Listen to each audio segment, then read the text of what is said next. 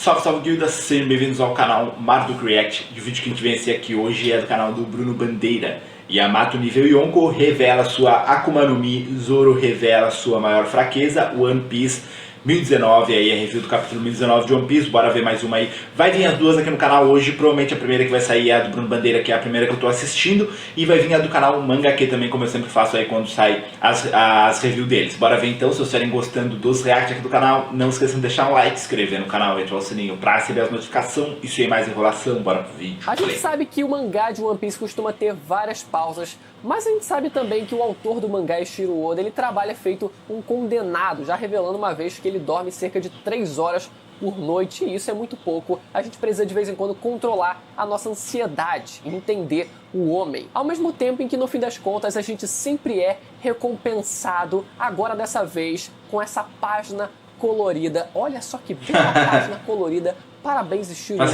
Nunca critiquei. Pode fazer quantas pausas quiser se for para continuar colorindo páginas como essa. Além dessa página colorida, a gente teve também uma ilustração para você procurar onde está o Wally e não é o robozinho. Se você ficar perdido achando que não está encontrando nada, não está encontrando o robô, relaxa. Não é o robozinho, mas sim um personagem de uma série de livros chamada Onde Está o Wally. Então procure por esse menino que você com certeza vai encontrar, e vai encontrar muitos outros easter eggs também. O próprio Pandaman tá nessa imagem e vários outros personagens que não estão inclusos no arco de Wano. Afinal, essa é uma imagem que retrata justamente o cenário do arco de Wano, o país de Wano, e você pode encontrar personagens como o San Juan, o Wolf, o Enel, o Gaimon, a Perona, o Lute, o Aokiji, o Bartolomeu e até a Hancock. Fica aí, né? O pessoal já começou a teorizar. Olhando por cima já dá pra encontrar vários, na verdade mesmo. Então, se alguns eu nem sei, mas todos devem ter algum sentido básico, pelo menos. Esses personagens vão aparecer no arco de Wano, no país de Wano, como por exemplo o bando do Barba Negra. Afinal, tem o Aokiji ali, né, que tá meio que aliado ao bando do Barba Negra, tem o San Juan Wolf, o pessoal já teorizava antes que isso poderia acontecer. Será que na verdade os outros personagens que apareceram são nada mais do que uma cortina de fumaça pra gente ter no final do arco de Wano o bando do Barba Negra aparecendo, ou a Hancock, ou até mesmo os aliados do Luffy, o Bartolomeu, por exemplo? Enfim, galera, se a gente ficar... Cara, vocês vão ter que me explicar isso, porque eu não sei. Como eu não leio One Piece, eu só vejo pelas reviews e por outros comentários e discussões com a galera, eu não sei o que fez o Aokiji se aliar ou estar parcialmente aliado ao Barba Negra. Eu nunca vi, tipo, por que eu digo isso? Porque eu não imagino o Aokiji se aliando a ele. Ele já teve a briga com a Akainu que fez ele sair lá da marinha, por uma briga tipo, eu não concordo com o que tu vai fazer, então eu não concordo que tu suba pra esse cargo.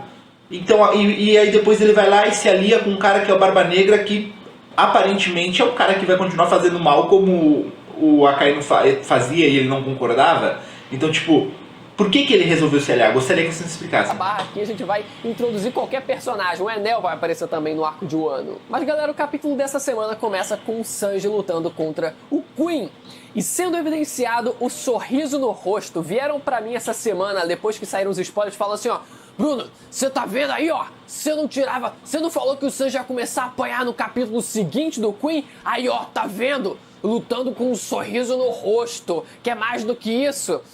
Cara, o maluco teve a ousadia de me mandar essa. Eu só respondi pra ele o seguinte: você mesmo, Guilherme Silva. Eu falei pra ele o seguinte: por acaso o Sanji ele vai derrotar o Queen com um sorriso, por acaso? Porque com chute não tá sendo. Só se ele realmente derrotar com um sorriso, porque com dano de chute não tá sendo. Mas enfim, nada demais acontece na luta deles. Nesse capítulo foi mais uma página mesmo pra mostrar que eles continuam lutando. O Queen, inclusive, lançando um laser que o Sanji ele diz uma frase curiosa, dizendo que o Frank ele ficaria muito feliz se ele tivesse um laser como esse que atirasse constantemente, que atirasse consecutivamente, melhor dizendo, né? Então dá a entender, através dessa frase, que o laser que o Frank ele consegue atirar não funciona, ele precisa de um intervalo maior para ele conseguir usar novamente. É um intervalo um pouco maior do que talvez o Queen ele consiga disparar. Mas a gente sabe que a tecnologia é praticamente vinda do mesmo lugar, né? Você conseguir provavelmente usar os poderes da Akuma no Mi em objetos, mas não fazer com que os objetos eles necessariamente comam as Akuma no Mi, porque em tese existe uma hipótese aqui que objetos só possam comer Akuma no Mis do tipo Zoan, porque faria sentido os objetos eles ganharem através disso uma consciência, que seria a consciência dos animais. Isso ficaria muito complicado de se imaginar caso fosse uma Logia, por exemplo. Como é que exatamente uma arma qualquer ficaria com o poder da luz? Como a arma teria consciência para conseguir utilizar aquele poder? E talvez pensando nisso, o Vegapunk ele tenha chegado na conclusão de que, não sendo possível, ele decidiu transplantar pelo menos parte dessas habilidades para objetos, para ciborgues, para os pacifistas, por exemplo, e o Queen conseguiu fazer também. Caralho, o microfone aqui. E não só ele, mas também o Frank, que usou a base de estudos do próprio Vegapunk durante o time skip. Mas enfim, como é que eles conseguem fazer isso? Eu já devo ter falado alguma vez aqui no canal, mas eu acredito que seja através de Dials lá das Ilhas do Céu, que absorvem impactos e talvez elas também consigam absorver golpes de Akuma no Mi, como tiros de laser, e assim reproduzir de forma constante. Talvez o Vegapunk ele tenha aprimorado a tecnologia dos Dials e implantado eles nas mãos dos pacifistas. É a hipótese que mais faz sentido, pelo menos pra mim. E voltando pro Frank, a gente tem que lembrar que ele não é um gênio tão grandioso quanto o Vegapunk. Então faz sentido que o tiro de laser que ele tenha desenvolvido, talvez a partir dessa tecnologia, não seja tão aprimorado quanto os lasers dos pacifistas, por exemplo, que podem atirar com uma frequência, até mesmo o próprio Queen também, com uma frequência muito maior. E na mesma página a gente vê o Zoro com medo de agulhinha. Você tá de sacanagem com a minha cara. Quando falaram isso nos spoilers eu duvidei. Eu falei, não, peraí, deixa eu ver a imagem e tal. Parecia que ele realmente estava com medinho de agulha, mas eu fui ler o mangá, fui ler o capítulo hoje de manhã. Eu fiquei com uma certa dúvida, né? Ficou, acho que levemente implícito que talvez ele realmente tivesse um pouco de medo de agulha ali, tipo, tudo bem, ele tava se mostrando durão ali, ó, tira toda essa bandagem aí, tira todo esse gesso aí pra colocar a agulha, mas no final ele tava tipo, dando um gemidinho ali, ele tava dando uma gemidinha ali. Então talvez a grande fraqueza do Zoro, além de várias outras na verdade, né, além de pregos e cruzes, essa é uma boa. Pregos e cruzes, quem entender, entendeu. Além do Gifter da Barata, que também volta a aparecer nesse capítulo, talvez a maior fraqueza do Zoro seja agulhas. A gente vê também o Luffy acordando no submarino finalmente, e ele pedindo carne, né? Vamos ver se eles vão conseguir arrumar carne. Eu dei uma rota no meio do caminho aqui. Vamos ver se eles vão conseguir arrumar carne pra dar pra ele no meio de um submarino. Talvez eles consigam caçar alguma coisa com o submarino deles pra assim dar de comer com a carne, eu não sei não. Ficaria meio complicado, né? Cozinhar alguma coisa dentro do submarino. Talvez tenha uma comidinha de hospital ali pra eles, ali de reserva pra ele comer alguma coisa. E agora a gente parte pro grosso do capítulo, que foi a luta do Frank versus o Sasaki, talvez chegando na sua possível conclusão. Antes disso a gente vê, inclusive, o Gifter da Barata voltando a aparecer, e eu fiquei muito chateado que ele virou um aliado também. Porque agora que ele virou aliado, é óbvio que as chances da aliança aumentaram. É óbvio que agora vai ficar fácil pra aliança Mugiwara conseguir derrotar a aliança do Kaido e a Big Mom. Vai ficar muito fácil agora, né? Eu queria que ele continuasse. Quando eu vi ele aparecendo nesse capítulo, eu falei, caraca, já sei. Esse vai ser o oponente final do Zoro em um ano. É isso que eu tinha pensado. Só que depois que eu vi que ele virou aliado, eu fiquei, foda-se também. A gente vê o Sasaki entrando na forma híbrida dele e virando um ele... Como é que ele... Como isso foi... Cara, como eu não tava esperando muito... Foi tipo do nada, assim. Mas não é como se a gente... Eu consegui comprar a ideia simplesmente pelo fato de eu não estar esperando nada muito pé no chão em relação a essa luta. A gente não tava aqui falando de aplicabilidades de Akuma no Mi do tipo Logia, por exemplo, interagindo umas com as outras, que a gente já puxa aí a propriedades da borracha. A gente não tava falando nada disso. A gente tava falando de um dinossauro gordo, barrigudo. Eu vi aquela barriga de chope. Eu vi Sasaki. Eu vi aquela barriga de chope lá. Mas eu simplesmente não sei o porquê o Oda ele meteu essa.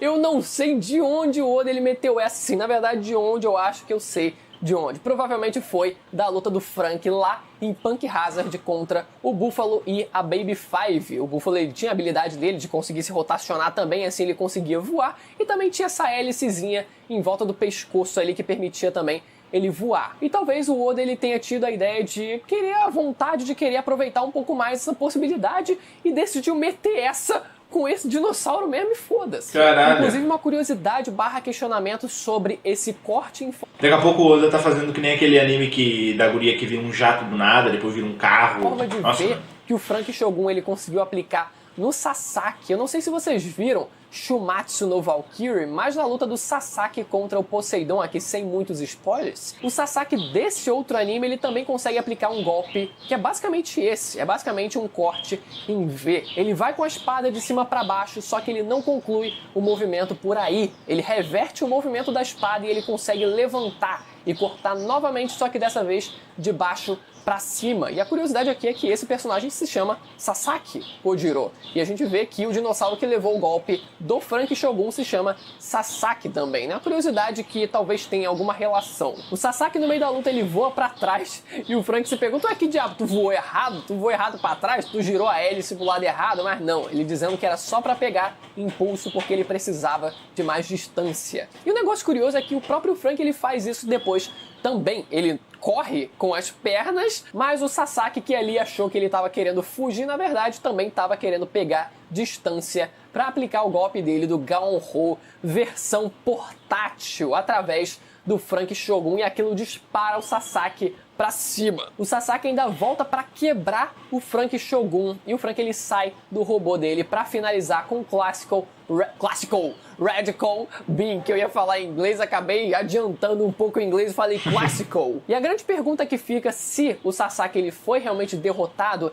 é se ele não foi derrotado com tanta facilidade assim, afinal, ele só foi derrotado com realmente 3 golpes. Ele levou 3 golpes, o corte em V, que tudo bem, seria ali, né, o ponto fraco talvez, né, a parte menos resistente da pele dele, para assim ele sofrer um dano, talvez aquele dano realmente tenha sido bem profundo. A gente teve também nesse capítulo o Gaon-Ho e depois o Classical Radical Beam, né? Talvez o mérito maior dessa luta, dessa vitória do Frank tenha sido talvez o Gaon-Ho mesmo, né? Porque o Gaon-Ho do Sunny é um negócio poderoso, é um negócio forte. E a gente talvez não tenha visto aqui, nesse capítulo, o real potencial. A gente vê, por exemplo, também, isso acontece muito também, um Gear 4 do Luffy. A gente vê, às vezes, ele mandando um Kong Gun, que não parece tão poderoso assim. Diferente do que foi da primeira vez, ele dando um Kong Gun no Doflamingo que isolou ele para outra parte da cidade. Aquilo deu uma dimensão de poder de verdade, mas talvez possa ser que o Gaon-Ho do Frank Shogun se aproxime, por exemplo, de um socão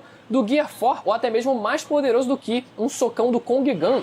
A gente não sabe, a gente não tem exatamente um parâmetro para isso. E no final do capítulo, briga de família, Yamato contra o Kaido. Quando saíram os spoilers, disseram que eles estavam lutando de igual para igual, mas é aquele igual para igual que, assim como eu digo várias vezes aqui, a luta estava em off, então nada muito grave iria acontecer ou tende a acontecer. De vez em quando a gente vê já o personagem, quando volta a aparecer na luta mesmo, ele já tá lá chumbado no chão. Assim como a gente teve um pequeno salto no tempo da luta do Teach contra o Ace. Quando a gente volta a ver a luta, o Ace já tá de 4 no chão na frente, de 4 para rezar pro Barba Negra. E isso acontece de vez em quando, o próprio Luffy também, né? Nessa última derrota que ele sofreu, quando a gente vê, a gente só viu o resultado mesmo. Só que existem momentos e momentos, existem circunstâncias e circunstâncias. Às vezes a gente vê já o resultado da luta, a gente vê a consequência, uma consequência um pouco mais grave para determinado personagem, mas de vez em quando a gente vê o clássico stand-by, o clássico estado de stand-by das lutas. E a gente vê isso nesse capítulo também.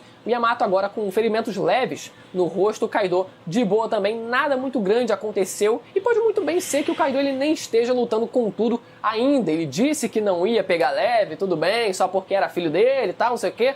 Mas sabe como é que funciona? Na prática pode ser que ele tenha pegado leve sim. E isso não é nem querendo desmerecer o Yamato como personagem, porque ainda falta agora, a gente viu a forma híbrida dele, a Akuma no Mi finalmente, do personagem, pode ser que ele se mostre... Mas vamos ser justos, né? Se mostrar que o Kaido tava sendo de boa, lutando mais fraco porque tá lutando contra o Yamato, é injusto ele falar anteriormente que não lutaria, né? É incoerente. Bem mais forte, eu acho que vai se mostrar bastante forte ainda. Talvez nível ali, terceiro, segundo, quem sabe primeiro comandante de Yonkou, mas com certeza ele tá ali, ó, beirando ali, ó, essa média de poder. Eu só não acho que o que a gente viu até agora deva ser considerado como um parâmetro para dizer que o personagem tá igualado com o Kaido, por exemplo, que eles estão, nossa, nível Yonkou.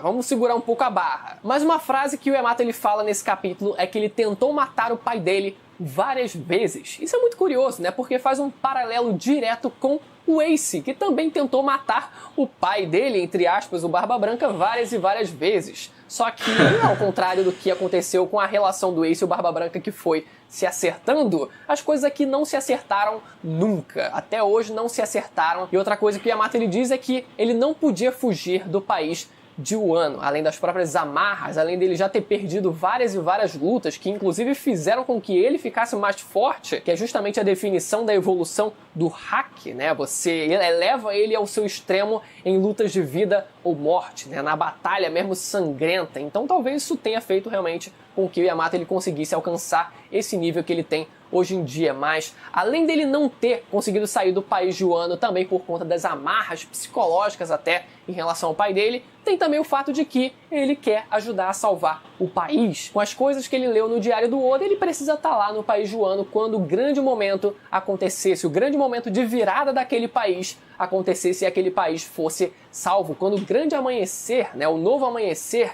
fosse acontecer, ele estivesse lá presente para ajudar o país de Wano. Então a gente vê o personagem na forma híbrida. Na página final desse capítulo a gente descobre também como que ele comeu essa fruta, né, por conta da fome que ele sentia, que não era porque ele queria comer uma Akuma no Mi e tal. Parecido com o Momonosuke também, né, que ele não sabia ali que era uma Akuma no Mi, ele acabou comendo também a fruta do dragão artificial feita pelo Vegapunk. Inclusive outro paralelo ali, vários paralelos. Mas a gente vê o personagem na forma híbrida que parece muito um Mink na forma Sulong, olha só, né? Será que isso é uma forma do Oda querendo dizer pra gente: esqueçam a Carrot, quem vai entrar, o Furry que vai entrar no bando vai ser o Yamato? Pode ser que essa seja uma dica do Oda ali querendo dizer isso. Pelo menos, por mais que a piada do Yamato dizendo que é Oden já tenha enchido um pouco o saco, eu ainda acho que é melhor do que o A Carrot, que só tem fofura. Eu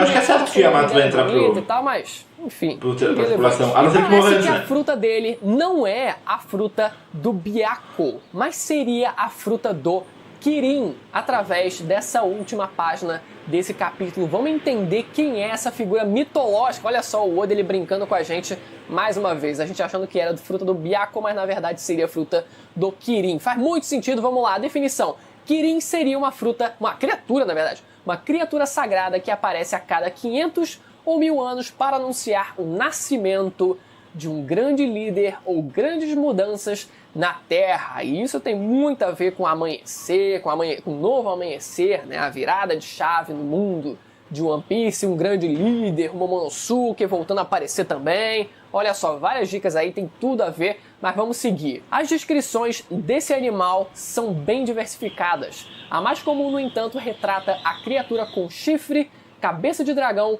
corpo de cervo, além de patas, cascos, crina e rabo de cavalo. Há muitas retratações de Kirin com chifres semelhantes a galhadas de cervo ou mesmo com chifre de dragão. E há ainda versões da criatura com chifre de unicórnio, mas apesar de ser uma salada de fruta, não seria uma criatura feia ou horrenda ou uma quimera toda louca, um negócio assim, mas sim um animal elegante, né? Um bicho elegante que a combinação funcione, né, esteticamente falando. Olha só outra coisa que curiosa. Na mitologia japonesa existe a crença, entre outras, da palavra advir do ki, que significa masculino, e rin, que significa feminino, o que deixa margens para imaginar que a criatura pode ser tanto masculino como feminino. Isso tem tudo a ver, mais uma vez, com o Yamato, com toda essa discussão de pronome, se é ele, se é ela, eu chamo de ele, porque enfim, né? Mas assim como muita gente cogita, pode ser que no final desse arco o personagem ele decida se assumir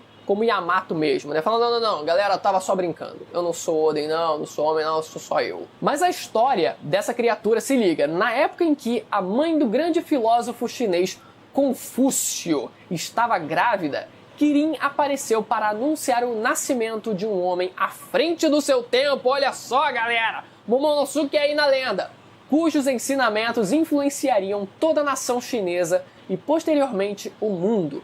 Com o nascimento de Confúcio, foi constituída a lenda de que a criatura sempre surge para anunciar o nascimento de grandes líderes. Além disso, aparições da criatura sagrada também são atribuídas ao nascimento de uma nova era. Ó só, galera! No geral, Quirin é o mensageiro das grandes mudanças, sejam elas um prenúncio de alerta para desastres ou bons presságios para a humanidade. Tudo a ver, galera, mas tudo a ver com eu tenho uma lenda mitológica muito boa, né, mano? Personagem. Faz sentido. Eu não sei nem como não tinham cogitado essa possibilidade antes, eu nem sabia da existência ainda dessa criatura mitológica, e foi muito legal ter pesquisado um pouco mais sobre ela e ter trazido aqui pra vocês, mas parece que vai ser isso mesmo. Esqueçam a fruta do tigre, não vai ser tigre nenhum, não vai ser biaco nenhum, pelo visto vai ser a fruta mitológica do Quirin. Talvez, não sei qual vai ser o modelo, mas o modelo vai ser Quirin, isso que importa. Galera, mais uma semana, eu espero que vocês tenham gostado do vídeo. Se você ficou até aqui, não deixe de se inscrever e ativar o sininho para não perder a notificação dos próximos vídeos. Toda semana tem vídeo comentando o mangá de One Piece, então se inscreve. Eu tô de volta no cenário habitual depois de uma longa jornada. Vou ficando por aqui, galera. Até a próxima. Tchau. Foda, mano, foda. Cara, eu só quero saber depois ali quando provavelmente a gente vai descobrir como que funcionou a batalha ali que pulou entre o Yamato e o Kaido, que a galera tá dizendo que o Yamato tá no nível do Kaido e tal. Quando eles continuarem lutando agora, tipo, provavelmente vai acontecer, vamos supor, se o Kaido... Se a luta ali não foi vantajosa pro Yamato, ou só o Yamato tava atacando, o Kaido não tava, sei lá, fazendo nada demais, como ele fez com os anteriores, porque isso pode fazer sentido até, porque nas batalhas anteriores que o Kaido tava tendo antes de chegar nesse momento, todo mundo tá atacando ele basicamente tava só recebendo os golpes de vez em quando, atacando um e outro. Então, em maioria, ele sempre recebia os golpes ali tranquilamente. Pode ser que tenha acontecido algo do tipo com o Yamato, e que fez Yamato utilizar essa forma, né? Porque Yamato deve ter tentado atacar anteriormente dessa forma, não sei se já foi direto pra cima dessa forma completa de híbrido, mas quero ver como que vai ser a próxima batalha deles aí, quando eles mostrarem realmente eles lutando, porque daí a gente vai ter noção do que realmente aconteceu nessa parada aí que teve entre os dois estarem ali numa batalha e a gente não vê essa batalha. Vai ser bem interessante. Bem interessante também as imagens mostradas lá no início pelo Bruno, do Oda mostrando aí, fazendo a capa, que ficou legal, e fazendo aquela imagem com um monte de personagem. Deve ter muita coisa interessante pra pegar ali dentro, muito personagem que todos devem fazer algum tipo de sentido tá ali naquela existência. Mas uma coisa que eu gostaria de questionar talvez aí em relação ao Luffy acordando e pedindo carne. Por que eu digo isso? Porque eu quero ver o que vai acontecer depois que derem carne pro Luffy. Porque parece que em volta dessa função do Luffy sempre comer carne para voltar a ficar forte, foi criado um exemplo de Deus Ex Machina em cima disso. Tipo, o Luffy caiu, consegue carne pro pai, que o pai volta com tudo de novo e tá lá lutando, tá ligado? Que nem aconteceu agora há pouco com o Zoro. Claro que a questão do Zoro foi um Deus Ex Machina muito maior, porque a questão do Zoro foi, tipo, totalmente colocado aquilo dali no momento onde nunca existiu. Mas o Deus Ex Machina não é apenas algo colocado num momento que nunca existiu, nunca foi falado e pronto. Algo que é colocado sempre pra salvar, ou sempre como forma de, sei lá, existir ali, também pode ser um Deus Ex Machina. E o exemplo disso é as sementes dos deuses em Dragon Ball, que foram utilizadas em vários momentos propícios, entendeu? Não é porque ela não é um Deus Ex Machina só no primeiro momento que ela surgiu. Ela se tornou um Deus Ex Machina para toda a existência, porque sempre que há um momento não se sabe mais o que fazer, o personagem está morrendo, fruta dos deuses, melhora, volta de novo, vai lutar, tá ligado? Então, tipo, eu gostaria de ver como que vai acontecer depois disso, porque eu não acho tão interessante ver sempre isso acontecendo. Cai o personagem, traz lá um negócio que revive ele de volta, que dá certo, tá ligado? É meio chato, pelo menos é o meu ponto de vista que eu tive aqui interpretando essa cena. Bom, galera, mas é isso aí. Espero que vocês tenham gostado desse react. Se gostaram, não esqueça de deixar um like, se inscrever no canal e ativar o sininho pra receber as notificações. E até a próxima. Falou!